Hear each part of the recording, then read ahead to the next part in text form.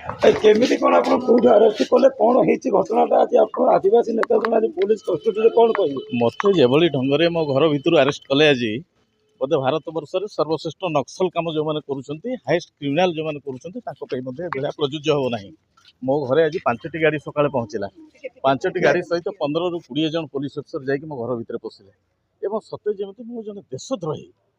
ये ढंग से मोर मान सम्मान को आज उजाड़ी मत आज लेकिन आगामी दिन में दलित संघ तरफ किसी एक्शन